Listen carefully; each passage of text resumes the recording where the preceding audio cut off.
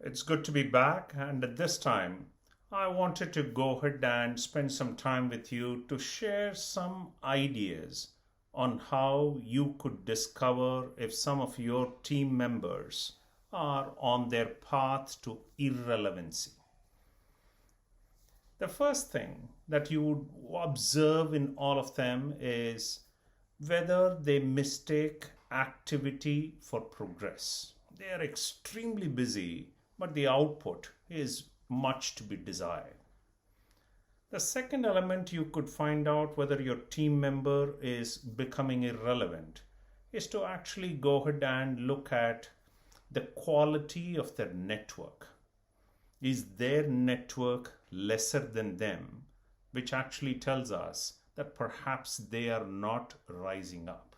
In fact, there is a saying, you are the average of the 5 people you spend most time with. So in the case of your team member, are they having the right network?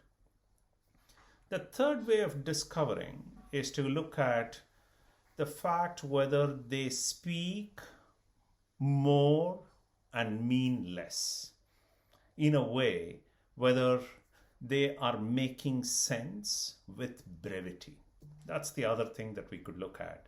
And of course, if you discover any one of these, the way to go ahead and put them back on the path of relevancy is to make sure that they set aside at least an hour every day to go ahead and focus on how they could become better. How do they up-level their knowledge? How do they up-level their skills? How do they up-level their network? How do they up-level their behaviors? That is how you could go ahead and look at this.